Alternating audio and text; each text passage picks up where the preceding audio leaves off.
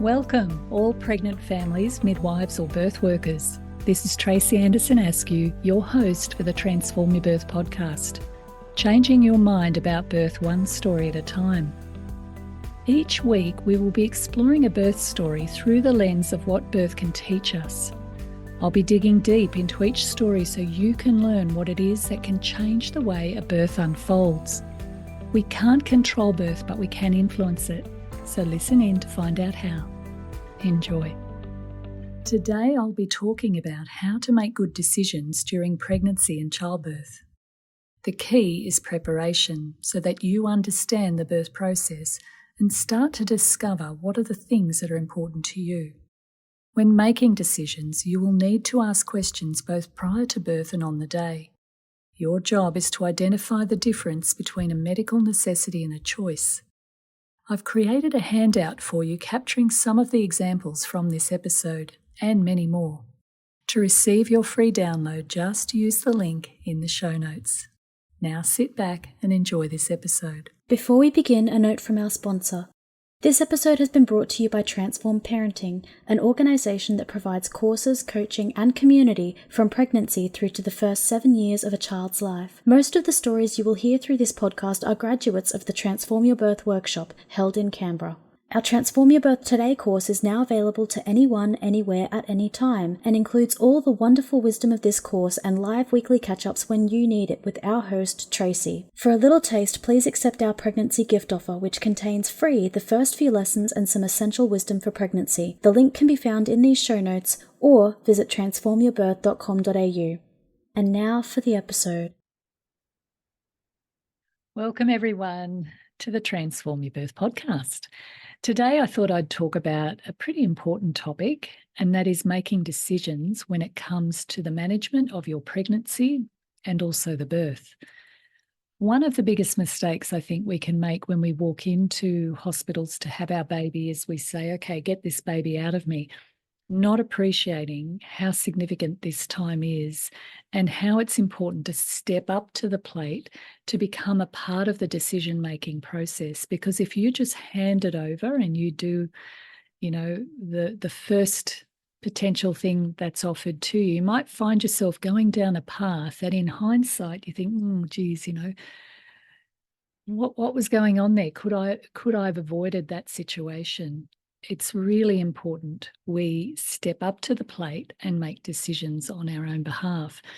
And in order to do that, what we really do need to do is to learn to understand the process of birth, what it is you need to do in order to work with it, not against it, and to start to get clear about what are the important things to you in this process, and to have a bit of a game plan for different paths of supporting the birth process. So in the case of cesarean, how would you want to manage that? In the case of needing assistance to get the baby out, in the case of separation, in the case of not being able to feed your baby, all these sort of different potential avenues coming your way, it's important you start to develop a bit of a game plan. So today's session is hopefully helpful in you being able to do that.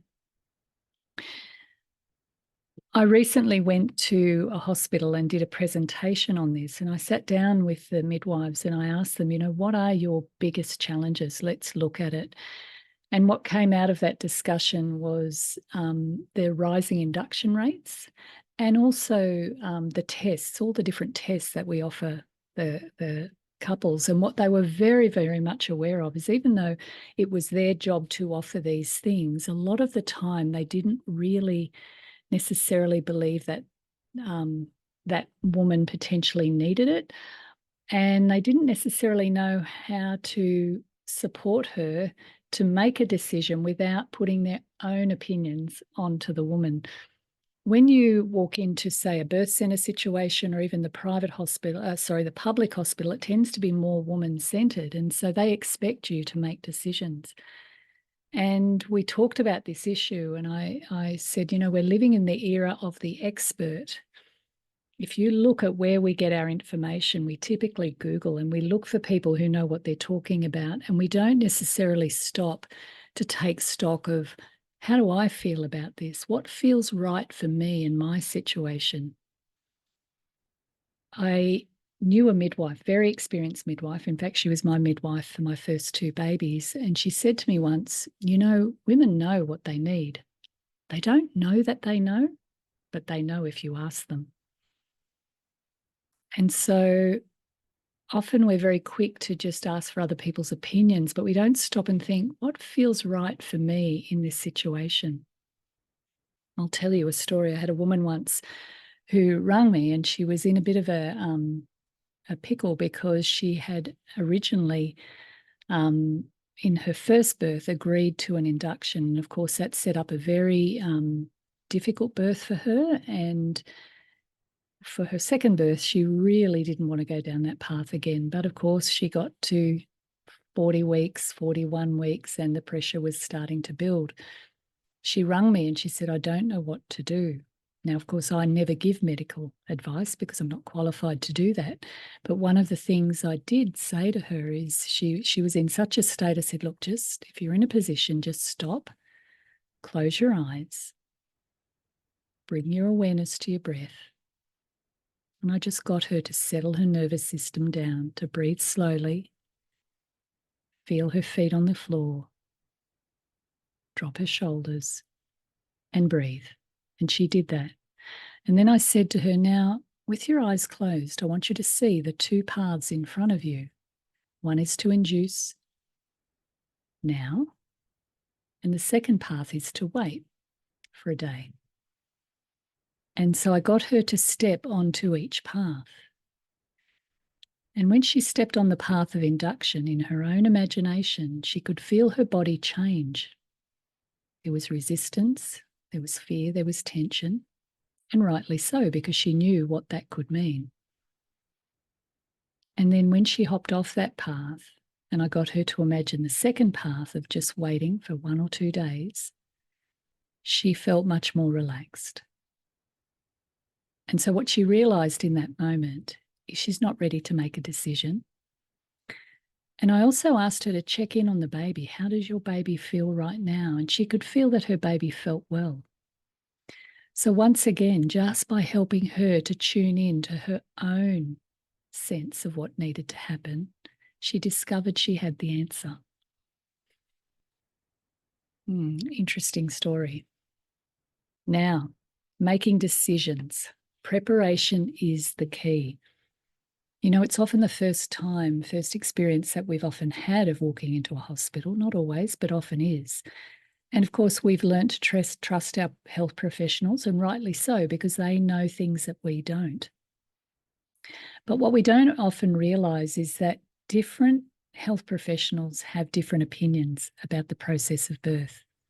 One of the things that I discovered in my own birth is with my first son is that when my baby was in the breech position, my doctor told me one thing. And then when I got a second opinion, I had another doctor tell me the exact opposite, which blew me away because I thought, surely there's only one way to do this.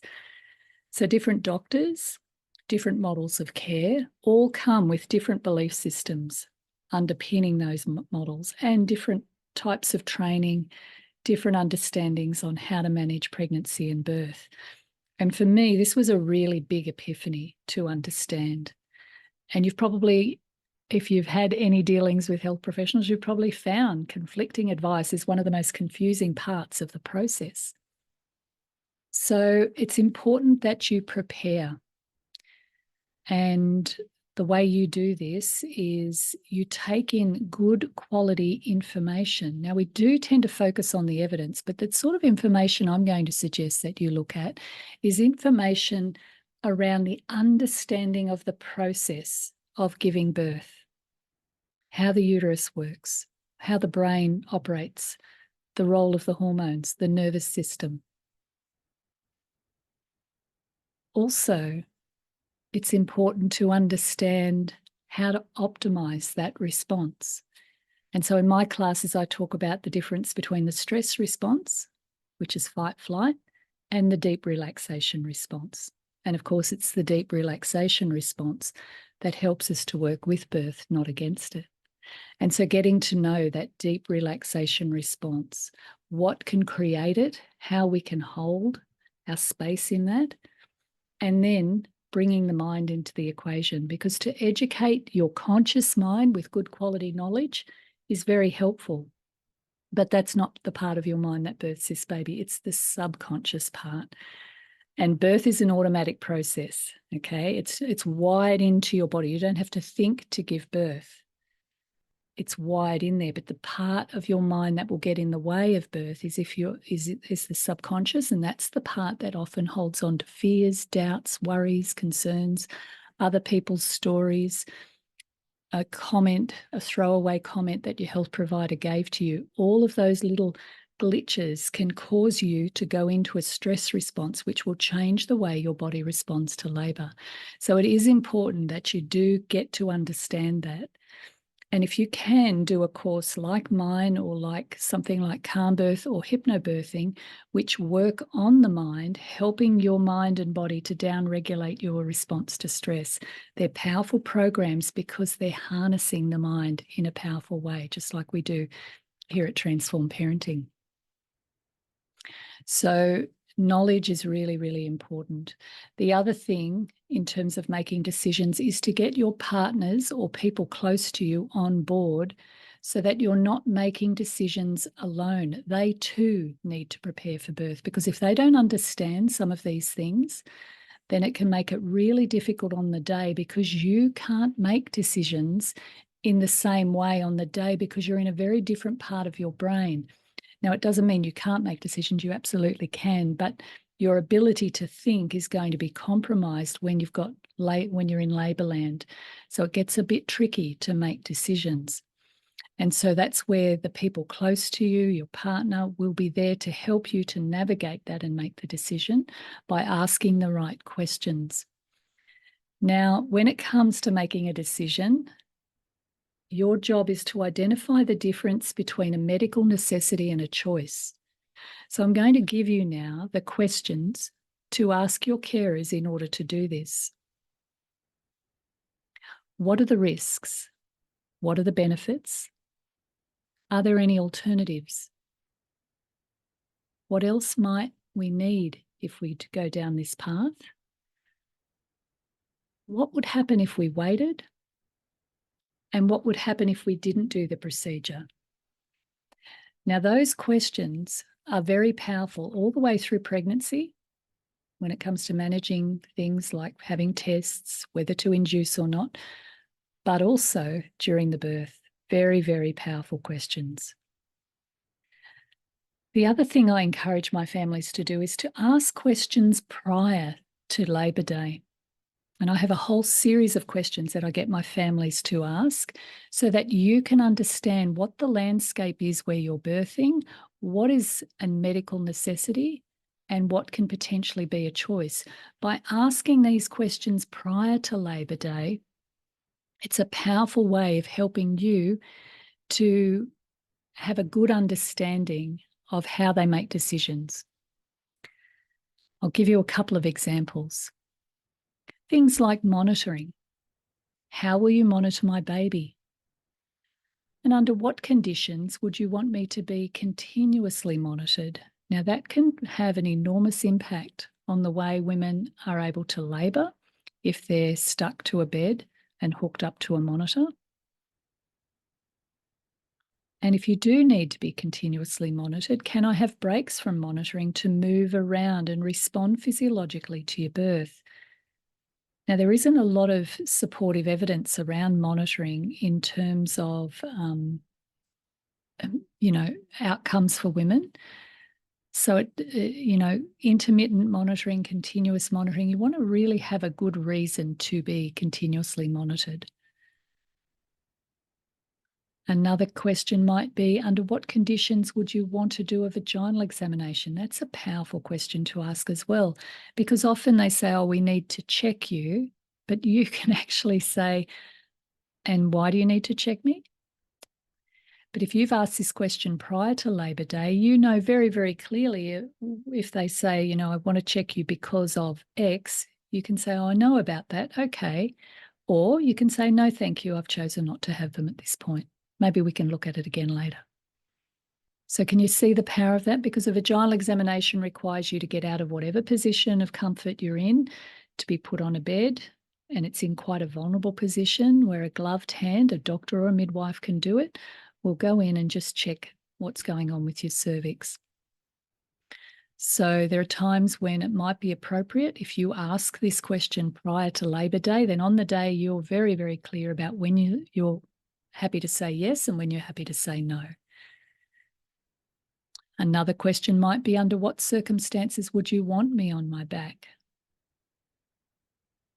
And that would be for pushing, because most women, when they're in labour, they do not want to be on their back. It's very uncomfortable and it doesn't support the physiological descent of the baby, but there might be times when it's appropriate. So asking those questions. Here's another one. Under what circumstances would you want me to have an episiotomy? It's a powerful question as well, which is where they cut the vaginal wall, typically to get the baby here faster. But sometimes, caregivers can be a little bit impatient and they think that's going to be a better way for you. Or it could potentially, by having an episiotomy could protect you in some way, but you want to make sure that's actually the case. So ask the question, have the discussion, and educate yourself on these types of things. There's many more, but those sort of questions can make a big difference to Labour Day. And the final really important part when it comes to making decisions around managing your pregnancy and also the birth is to do what we call a birth preferences sheet, or another term for it is birth mapping. Birth mapping is a great concept that has become very, very popular through the work of Catherine, and I'm getting her on the podcast fairly soon, so we're going to do a special episode on birth mapping. But birth mapping is powerful because it gets people to think through certain scenarios to take place and communicate what your preferences are and what it is that you would like to see happen on a one-page document. You keep it nice and short and in positive language, obviously, because at the end of the day, you might have certain ideas about the way you want to do it, but at the time, you might decide to change your mind, and that's fine. But birth mapping is a great communication tool because it's giving you the opportunity to think through these things and communicate to whoever you've got on the day. If you've got your own midwife, it's still a good idea to do a birth map because she may not be able to arrive on the day if she's had another birth or she's off duty, and you get somebody completely different. By being able to read that one-page document, it supports them to know who you are and what's important to you, and to have the conversations around making decisions that will be really important on the day. So on a birth map, you can have things like on there, like, in the case of separation of my baby, it is important to me that I am informed of my baby's progress. In the case of a cesarean with a general, I would like your support for my partner to put the baby to my skin, even if I'm knocked out. These little scenarios, thinking through and how you would like that handled, can have a profound influence on your experience of the birth on the day. So when it comes to decision making, it is important to step up to the plate. It is important to educate yourself on the birth process, to get clear on what's important to you, to get your partners involved so they know, armed with that birth map, they know how to communicate what your needs are to whoever ends up being there on the day. And then whatever unfolds, you're less likely to be looking over your shoulder after the birth going, what just happened? Because you've been on board with any decisions being made and you've felt that you've been able to handle that situation really, really well. So I hope that's been really, really helpful. And I will just add one more thing. When your baby lands, you're going to have to do the same thing. Making decisions for your baby, for your young child, for your children is a really important role of being a parent, advocating on the behalf of your child, advocating for their needs, getting clear on what their needs are. It's the same deal, my darling, so you might as well start it now. And in doing that, you're walking through that doorway into parenting, feeling ready for the journey on the other side. So I hope that's been really, really helpful. And next week, once again, we'll have some more goodness for you. So tune in. We'd love to see you again. Bye-bye. We hope you enjoyed this episode. Please subscribe and share this podcast. This episode has been brought to you by Transform Parenting, an organisation that provides courses, coaching and community from pregnancy through to the first 7 years of a child's life. It is a place where you can learn, get support and grow into your role as a parent. Why not take advantage of a special gift for all pregnant women at transformyourbirth.com.au. Or if you have children, we have a gift for parents also.